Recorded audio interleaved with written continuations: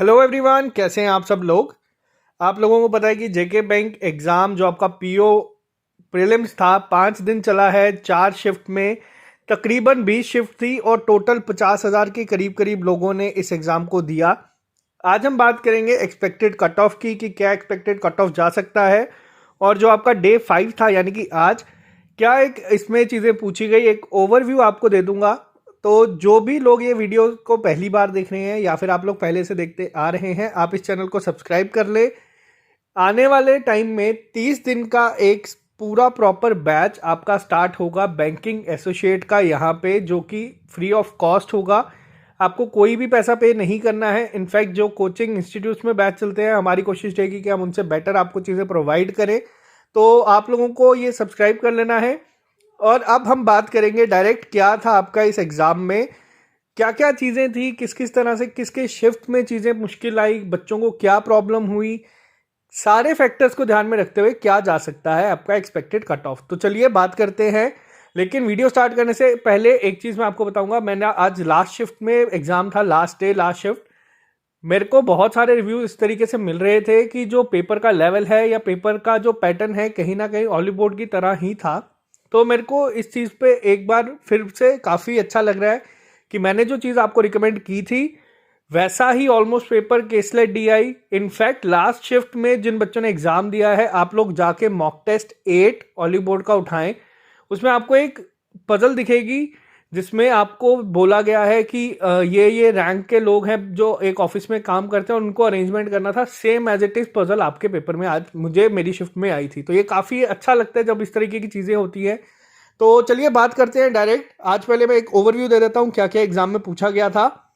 सबसे पहले बात करेंगे हम इंग्लिश सेक्शन की। इंग्लिश सेक्शन के जो रिव्यूज़ हमेशा से मिलते आ रहे थे जब से एग्ज़ाम स्टार्ट हुआ है उसको, और आज मैं अपने अटेम्प्ट और अपने रिव्यू को मिक्स करके आपको बताऊंगा। तो बच्चों का ये रिव्यू मिल रहा था कि इंग्लिश जो है वो अच्छे लेवल की आ रही है। तो ये चीज़ मैं मानता हूँ आप लोगों से, इंग्लिश का लेवल काफ़ी अच्छा था। इंग्लिश में क्या चीज़ें थी, कुछ बच्चों को इंग्लिश ईजी लगी, कुछ बच्चों को इंग्लिश मॉडरेट लगी और कुछ बच्चों को इंग्लिश डिफ़िकल्ट लगी। तो इसके रीज़न मैं अब आपको बताता हूँ ऐसा क्यों हुआ। एग्ज़ाम आज मैं भी देने गया, देखने में आपको इंग्लिश काफ़ी मॉडरेट लेवल की लगेगी, लेकिन ऑप्शंस जो थे एग्ज़ाम में उसमें 2 ऑप्शंस हर एक क्वेश्चन में ऐसे दिखेंगे जिसमें आपको लगेगा ये दोनों हो सकते हैं। तो बहुत माइन्यूट सी चीज़ें थी जिनका ध्यान रखना था। इस वजह से इंग्लिश में जो अटेम्प्ट की अगर हम बात करें, जो भी लोग 25+ अटेम्प्ट करके आ रहे हैं, अगर आप लोगों का स्कोर इंग्लिश में, अब यहाँ पे मैं मार्क्स की बात कर रहा हूँ, जो भी बच्चे इस सेक्शन में 15 तक स्कोर करके आएंगे, ये मैं ओवरव्यू एक आप सबको दे रहा हूँ, अब आप सबका पेपर हो चुका है, जो लोग भी 15 स्कोर इसमें टच करेंगे इंग्लिश सेक्शन में, वो बहुत अच्छा स्कोर इसमें माना जाएगा। रीज़न मैं आपको बताता हूँ। दो जो पैसेज था, बच्चे कह रहे थे स्टार्टिंग से, रिव्यू इस तरीके से मिल रहे थे कि डायरेक्ट नहीं पूछा जा रहा है एग्जाम में, आपको क्वेश्चंस को देखना पड़ेगा, आपको पैसेज को ध्यान से रीड करना पड़ेगा। और वही चीज़ आज मैंने एग्जाम में देखी। क्वेश्चन इस तरीके से पूछा गया था कि अगर आपको क्वेश्चन को हर एक ऑप्शन के लिए बार बार देखना पड़ रहा था। तो काफ़ी अच्छे लेवल की इंग्लिश थी, बिल्कुल इजी नहीं थी। इनफैक्ट अब मैं आपको उन लोगों का रिव्यू बताता हूं जो लोग ऑलरेडी एग्जाम क्वालिफाई कर चुके हैं, जो हमारे साथ ऑलरेडी हमारे साथ लोग हैं जिनको कहा गया था एग्जाम देने के लिए, उनका रिव्यू भी मैं आपको बता देता हूं। उन लोगों का भी रिव्यू ऐसा है कि वो लोग इंग्लिश में 20+ आसानी से स्कोर करके आते हैं। आमतौर पे IBPS PO हो या फिर आपका SBI PO हो, SBI क्लर्क, IBPS क्लर्क, इन एग्जाम्स में काफ़ी अच्छा करके आते हैं। लेकिन उन लोगों को भी इंग्लिश सेक्शन में अटेम्प्ट करने में प्रॉब्लम हुई। प्रॉब्लम का मेन इशू यही था कि ऑप्शन सेम आपको देखने को मिलेंगे। पैसेज में भी आप अगर एक क्वेश्चन को देखेंगे आपको लगेगा कि हाँ इसका आंसर ये भी हो सकता है, ये भी हो सकता है। इस तरीके से क्वेश्चन पुट किया था। तो बहुत अच्छा लेवल था, ओवरऑल मॉडरेट था देखने में लगा। लेकिन आपको मैं क्लियर बता रहा हूं, अब जिन भी लोगों के इंग्लिश सेक्शन में 15 नंबर आएंगे, मार्क्स 15 जो भी स्कोर करेगा इंग्लिश सेक्शन में, वो बहुत अच्छा इसमें स्कोर कंसिडर किया जाएगा। आपकी शिफ्ट टफ हो, इजी हो, नॉर्मलाइजेशन से आपके जो मार्क्स है वो थोड़े से ऊपर नीचे हो सकते हैं, लेकिन 15 इसमें आप लोगों का सेफ स्कोर है। बात करते हैं हम लोग अब दूसरी सेक्शन की, जिस लोग सेक्शन ने काफ़ी बच्चों को निराश किया, काफ़ी बच्चों को इसमें काफ़ी चीज़ें अच्छी लगी। अब मैं आपको एक यहाँ पे भी ओवरव्यू दे देता हूँ। स्टार्टिंग के जो 2 दिन थे आपके 25 और शायद से 27 को जो आपका एग्ज़ाम था, इन 2 दिन में आइडिया नहीं था कि क्या चीज़ें आ रही हैं, किस तरीके से चीज़ों को करना है, किस तरीके से चीज़ों को छोड़ना है। तो आहिस्ता आहिस्ता आहिस्ता जो लास्ट के 2 से 3 दिन थे उसमें लोगों को एक ओवरव्यू था। अब आज मैं एग्ज़ाम देने गया, मुझे पहले से ही दिमाग में था कि मेरे को कोई टारगेट हिट नहीं करना, कि मेरे को 30 तक स्कोर इसमें करने हैं।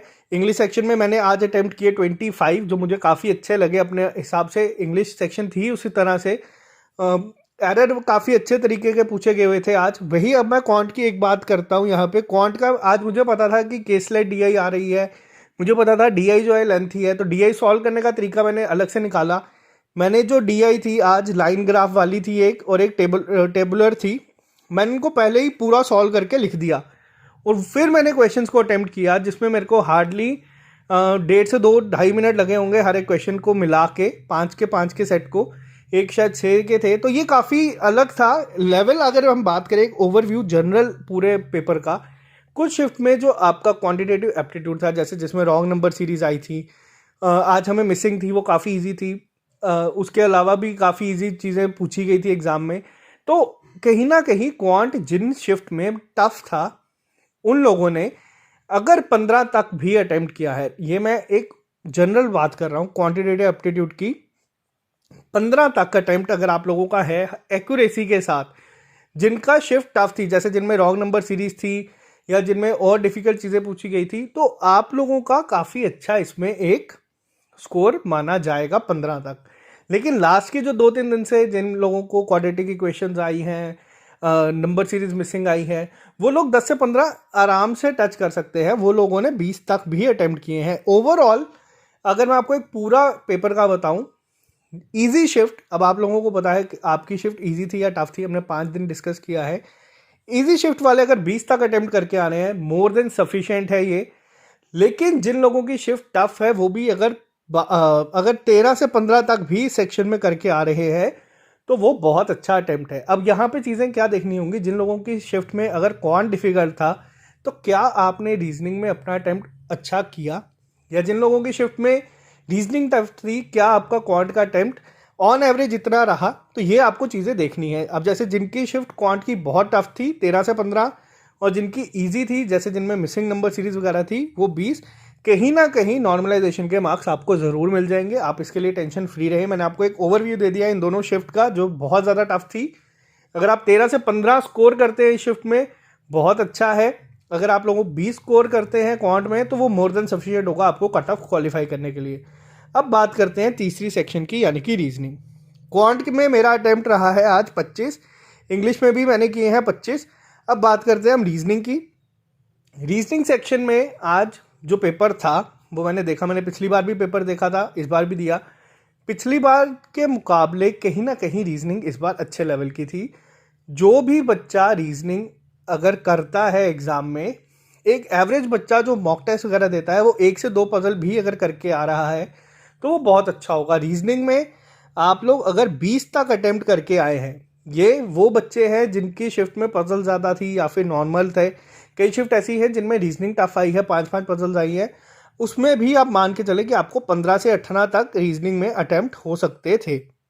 मेन इंपॉर्टेंट चीज़ क्या थी यहाँ पे जो आपको सीखनी थी, वो ये था कि आप लोगों को क्वेश्चन को सिलेक्ट करना आना चाहिए। आपको सिलेक्ट करके क्वेश्चन को देखना है कि आप कर सकते हैं नहीं, या फिर आपको स्किप करना है वो चीज़ों को। उस तरीके से आपको ये चीज़ें सीखनी थी। तो जिन लोगों ने मॉक टेस्ट दिए हैं, मैंने आपको हमेशा हर एक एनालिसिस वीडियो में यही बताया था कि पजल्स को देखने में छोटी लगेंगी, हो सकता है कि आपका पूरा पेपर बर्बाद कर दे। और काफ़ी सारे बच्चों की ये गलती हुई है।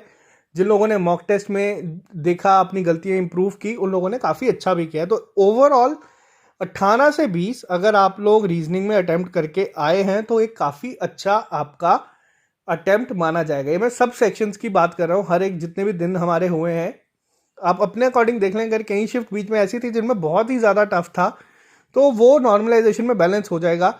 अब बात करते हैं हम लोग यहाँ पे सेफ अटेम्प्ट की। मैंने आपको अभी तक बता दिया क्वांट सेक्शन में मैंने आपको क्या बोला है, 13 से लेके अगर आप 18 तक भी अटेम्प्ट करके आते हैं क्वांट सेक्शन में, मोर देन सफिशिएंट, वो आप लोग मान के चल सकते हैं। 13 जिनमें टफ था, 18 जिनमें इजी था, क्योंकि कैलकुलेटिव थी, तो 1 मिनट पर क्वेश्चन आप मान के चल सकते हैं। रीजनिंग में आप लोग अगर 15 से 18 तक करके आ रहे हैं। 18 की भी मैं 20 बोल सकता था, लेकिन नहीं, 18 मान के चले। और इंग्लिश में अगर आप लोगों का 15 मार्क्स आते हैं तो ये आपका एक सेफ अटेम्प्ट होगा। अटेम्प्ट यहाँ पे इंग्लिश की बात नहीं कर रहे हैं, यहाँ पे मैं मार्क्स की बात कर रहा हूँ। अब बात करते हैं हम यहाँ पे कट ऑफ की, कि क्या इस पेपर का कट ऑफ जा सकता है। कट ऑफ आपका डिपेंड करेगा 3 चीज़ों पे। नंबर ऑफ वैकेंसीज, यानी कि जिसकी अगर हम बात करें बच्चे कितने शॉर्टलिस्ट होंगे, तो आप मान के चल सकते हैं रफली 1500।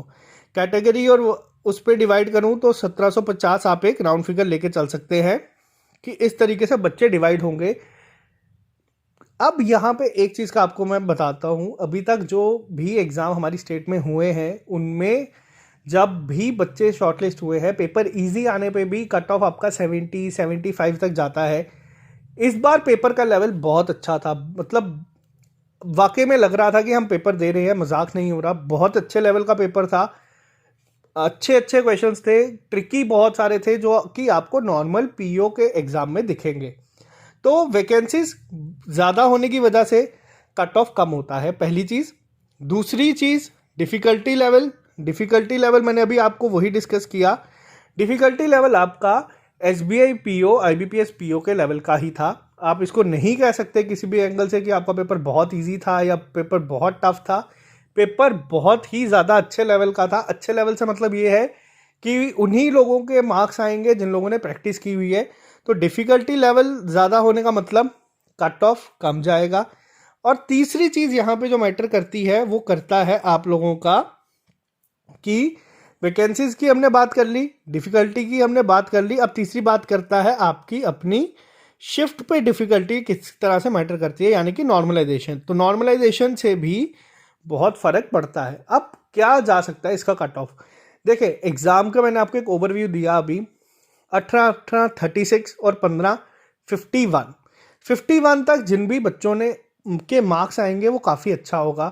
वैकेंसीज बहुत ज़्यादा है तो कट ऑफ इसका कहीं ना कहीं, अब एक आइडिया आपको यहाँ से भी मिल जाएगा। जो पिछले साल एग्ज़ाम हुआ था उसमें जम्मू से कट ऑफ था 63 और बाकी डिस्ट्रिक्ट में था 40। इस बार जो आपका कट ऑफ होगा वो कहीं ना कहीं आप इसको मान के चल सकते हैं, ये आपका 52 के बीच में होगा, ±3। आपको पता है कि इतनी ब्रैकेट हम लेके चलते हैं। तो कट ऑफ आपका आईबीपीएस पीओ का 52 के बीच में होगा। जो लोग कह रहे हैं कि 60+ कट ऑफ जाएगा, कोई चांस ही नहीं है कि आपका कट ऑफ 60+ जाए, क्योंकि मैंने एग्ज़ाम दिए हैं, बहुत सारे एग्ज़ाम दिए हैं, इतना एक्सपीरियंस अब आ चुका है कि मैं यहाँ पे आपको बता सकता हूँ कि कट ऑफ कितना जा सकता है। मेरे साथ जिन लोगों ने एग्ज़ाम दिए हैं उनका मुझे स्किल्स का पता है कि कितनी स्किल्स उनके अंदर है। वो लोग भी 70 तक अटेम्प्ट करके आए हैं। तो पिछली बार भी हम लोगों के अटेम्प्ट भी अच्छे थे। पिछली बार मैंने 80 समथिंग अटेम्प्ट किए थे और मेरे मार्क्स 73 पॉइंट समथिंग थे। तो इस बार भी पेपर का लेवल कहीं ना कहीं पिछली बार से मुझे बेटर लगा। पता नहीं क्यों मुझे काफ़ी अच्छा लेवल लगा पेपर का, कई शिफ्टों में काफ़ी अच्छा था। तो आप लोग जिन लोगों के मार्क्स अगर 48, 49, 50 की रेंज में होंगे, नॉर्मलाइजेशन से आपको मार्क्स मिल जाएंगे। 52 से इसको मैं अगर बढ़ेगा भी तो ये 52 से ज़्यादा 54, 55 तक जाएगा, इसके ऊपर ये नहीं जा सकता। तो आप लोग जिनके भी इतनी रेंज में मार्क्स बन रहे हैं तैयारी शुरू कर दे। दिसंबर में आप लोगों को इसी वीक में हो सकता है 7 से 10 दिन के बीच में इसका रिजल्ट मिल जाएगा। और कल मैं कोशिश करूँगा आप लोगों को एक मेंस का ओवरव्यू दे दूं कि किस तरीके से मेंस होता है, किस तरह से मेंस में चीज़ें आती हैं, क्या क्या चीज़ें आपको पढ़नी चाहिए, किधर से पढ़नी चाहिए। एक प्रॉपर स्केड्यूल दे दूंगा 5 मॉक टेस्ट का जो हम लोग देंगे एक साथ हर 5 दिन के बाद अब से, यानी कि एक 7 को होगा, एक 12 को होगा, फिर आपका 17 और फिर आपका होगा 22 को, और फिर आपका जो एक बीच में मॉक टेस्ट होगा वो आपके अकॉर्डिंग आप कभी भी दे सकते हैं 22 के बाद। तो ये एक हमारा अलग स्केड्यूल चलेगा।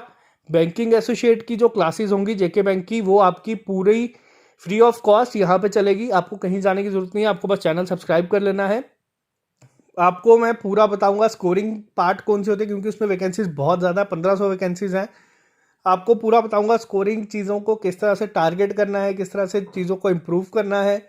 10 मॉक टेस्ट का हमारा पूरा एक स्केड्यूल चलेगा जो हम लोगों का हर 4 दिन के बाद होगा, यानी कि मैं आपको उसका एक पूरा स्केड्यूल बता दूंगा। 4 दिन के बाद हम ये देखेंगे कि कितनी इंप्रूवमेंट हो रही है और अब आप लोगों को मेरे को बताना है, जिन लोगों ने भी मेरे कहने पे ऑली बोर्ड के टेस्ट दिए थे, आपको उससे कितना फ़ायदा हुआ एग्ज़ाम में, ये आप लोग कमेंट बॉक्स में लिख के बताएं। तो अगर आपको टेस्ट लेने हैं, डिस्काउंट मिल जाएगा, SSS यूज़ कर लें। अगर आपको नहीं डिस्काउंट लेना तो आप लोग मत यूज़ करें, कोई इसका ऐसा हार्ड एंड फास्ट रूल नहीं है, बिना स्पेस के आप लिख दें। तो चलिए आज के लिए सिर्फ इतना ही। चैनल को सब्सक्राइब कर ले ताकि आपको हर एक अपडेट मिलता रहे। Okay guys, bye bye, take care, all the best.